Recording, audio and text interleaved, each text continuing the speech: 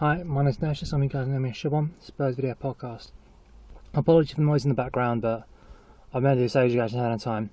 First of all, I want to say, wish all the Italians good luck for tomorrow, Sunday against Spain. The reason I do that is that I love Italian food, I love Spanish food, I have Italian mates, I have Spanish mates, but basically my favourite restaurant locally to me is Patel Sordora in Alderman's Hill. They are the best timbala you've ever tasted.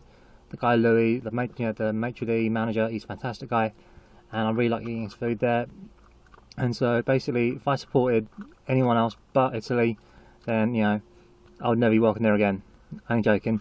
And plus it pisses off Lopez and Silmon, so it's a twofer.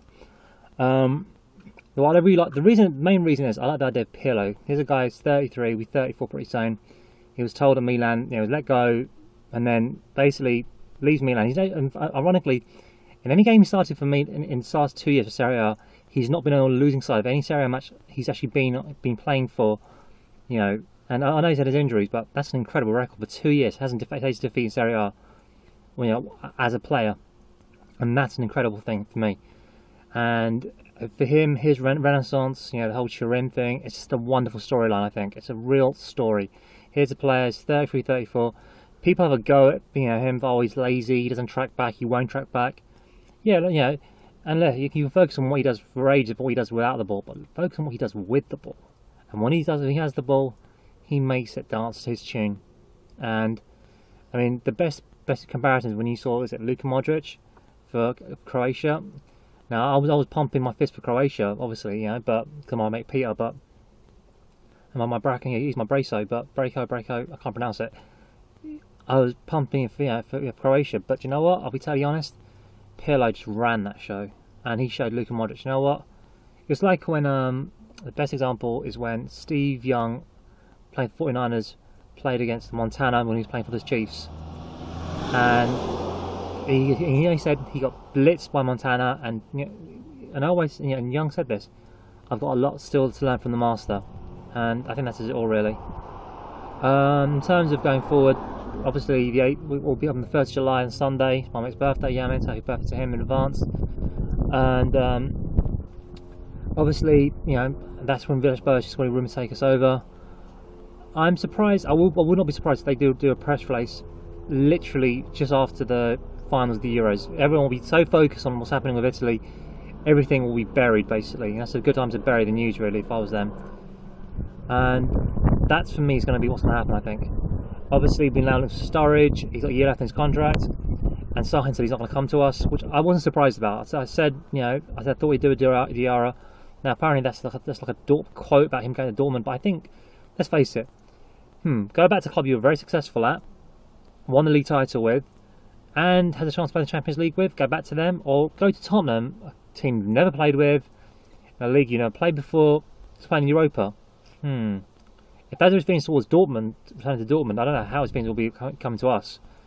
So I don't think he'll, and I don't think Daniel Levy will sell to Chelsea. That's just suicide. You don't sell your best players to your rivals, not unless you're going to charge them like 65, 70 odd million or something.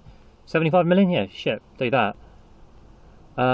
Going forward, I'm thinking that he's going to. I think Luka Modric will not be signed. I think Luka Modric will not leave. He'll be said, you stand on transfers, hand it in. You play badly, play badly. You will not play badly on purpose, because you know what? It's suicide to do that. Gallas tried that same thing, apparently, allegedly. He sort of said he was scoring own goals. He obviously didn't, but it'll be anything less than professional. And if you're anything less than professional, if you give less than your all, then they'll say, you know what? He does that to his employers now. What's stopping him doing that again? So that's kind of psychological warfare to do with Luka Modric. And hopefully, we say, look, if it wasn't for basically inept goalkeeping and inept penalty taking by Robin and Messi and inept shooting by Barcelona, we'd be in the Champions League. But we're not. It's just circumstance.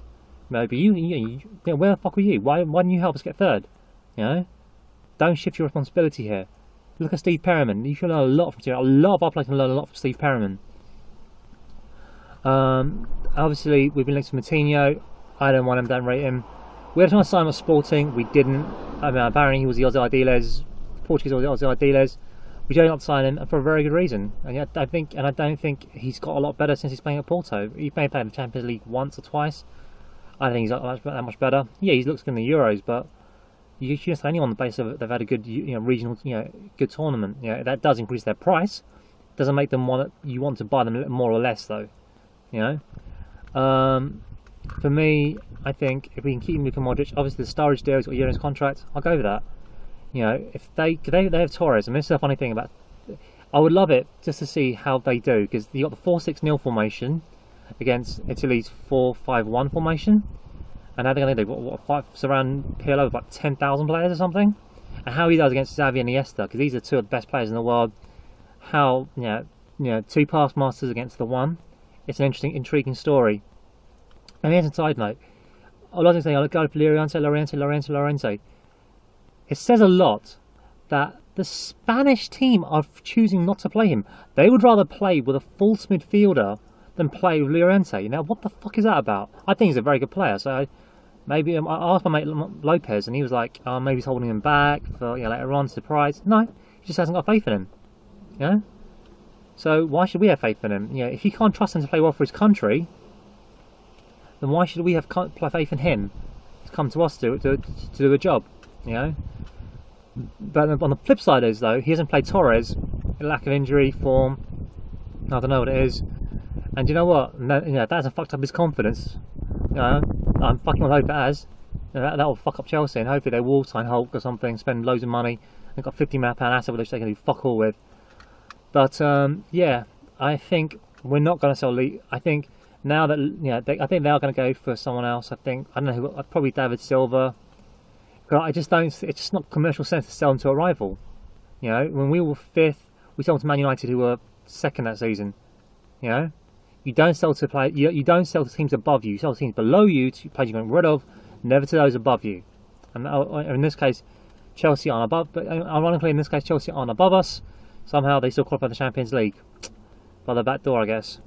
So those are my thoughts. I would love to hear from all you guys. Major Hank, Original White, saying thank you for Super Spurs, and I forgot someone who else posted, made comments.